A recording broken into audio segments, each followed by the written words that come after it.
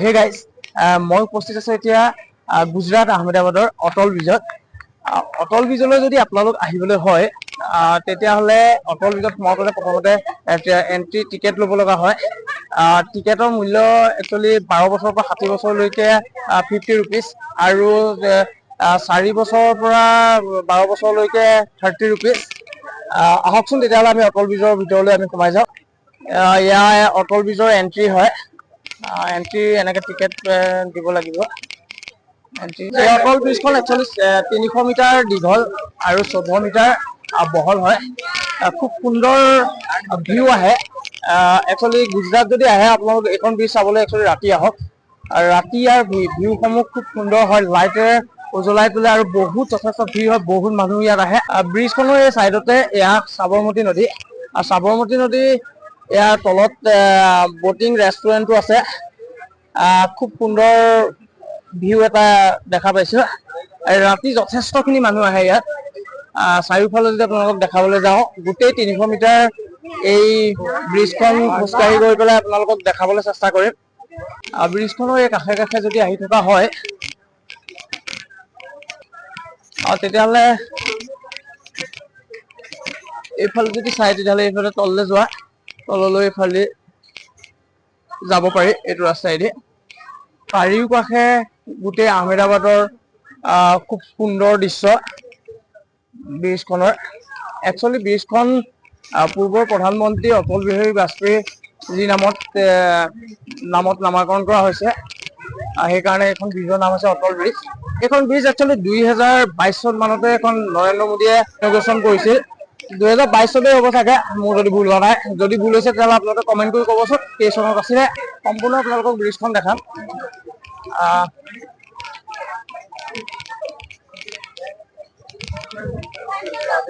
ক্ৰমান্বয়ে ব্ৰিজখন ওখ হৈ গুচি যায়। খুব সুন্দৰ ডিজাইনত ব্ৰিজখন বনাইছে। এই ব্ৰিজখনৰ ওপৰেদি ব্ৰিজখন বনোৱাৰ উদ্দেশ্য এটাই যে মানুহে খোজকাঢ়ি পেলাই এই ব্ৰিজখনৰ সাবৰমতী নদীৰ চাইড চিন উপভোগ কৰিবৰ কাৰণে।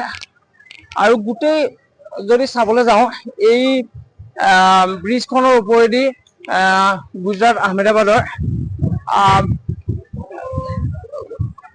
প্ৰায় সংখ্যক জেগাই বহুত সুন্দৰকে দেখা পোৱা যায়। খুব সুন্দৰ হয়। এইফালে যদি চাওঁ তেতিয়াহ'লে খুব সুন্দৰ বিল্ডিং কিছুমান, ৰাস্তা, মানে গোটেই সাবৰমতী নদীৰ কাষে কাষে খুব সুন্দৰ ভিউ ইয়াৰ পৰা উপভোগ কৰিবৰ কাৰণে। ব্ৰিজখনৰ দুয়োকাষে গুজৰাট আহমেদাবাদৰ খুব সুন্দৰ দৃশ্যসমূহ দেখিবলৈ পাব যদি ব্ৰিজখনলৈ উঠি আহে। ব্ৰিজখনৰ মাজতে আপোনালোকে যদি দেখা পায় তেতিয়াহ'লে আইচক্ৰীমৰ কাৰণেও সুবিধা আছে, পানী বটলৰ সুবিধা আছে। ইয়াৰ পৰা আপোনালোকে কিনিব লাগিব। একচুৱেলি কেইটকা হয় মই নাজানো। মানুহে বহি পেলাই আইচক্ৰীমৰ মজা লৈ পেলাই ৰাতি উপভোগ কৰিছে। ব্ৰিজখনৰ সাবৰমতী নদী একচুৱেলি উপভোগ কৰিছে। ব্ৰিজখনৰ এয়া যদি আমি দেখাওঁ যদি চাইডেদি ব্ৰিজখন এয়া গ্লাছ হয়। গ্লাছেদি তললে এয়া নদীখন দেখি থাকি আপোনালোক যদি মই আঁতৰৰ পৰা যদি দেখাওঁ তেতিয়াহ'লে আপোনালোকে দেখিব যে আৰু ব্ৰিজখনত এয়া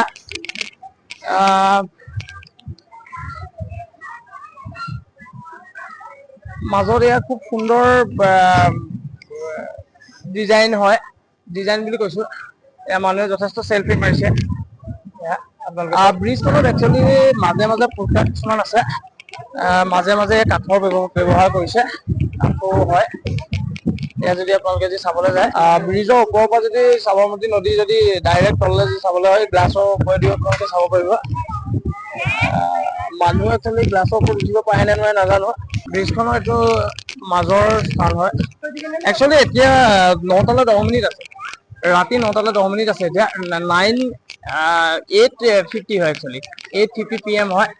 8:50 PM যদিও ইয়াত মানুহৰ কোনো কমি নাই।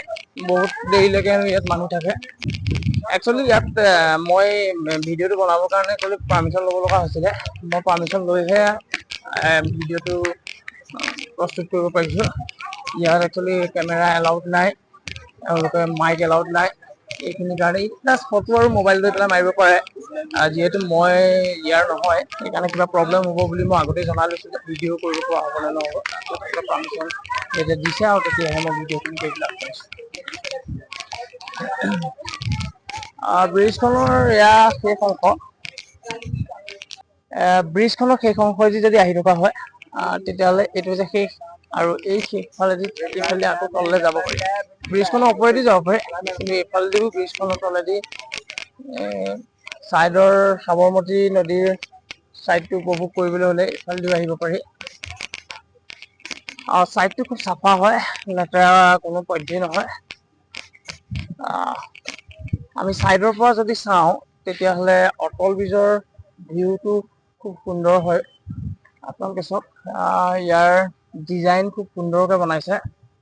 একচুৱেলি সেইকাৰণে ইয়াৰ লাইট আৰু ডিজাইনৰ কাৰণেই মানুহ আহে। এনে ব্ৰিজটো চব জেগাতে আছে, কিন্তু অটল ব্ৰিজত যে মানুহ আহে, অটল ব্ৰিজত 50 টকা দি পেলাই যে মানুহ চাবলৈ আহে, ইয়াৰ অৰ্থ এইটোৱে যে এখন সুন্দৰ ব্ৰিজ কাৰণেহে ইয়াত মানুহে পইচা দিছে।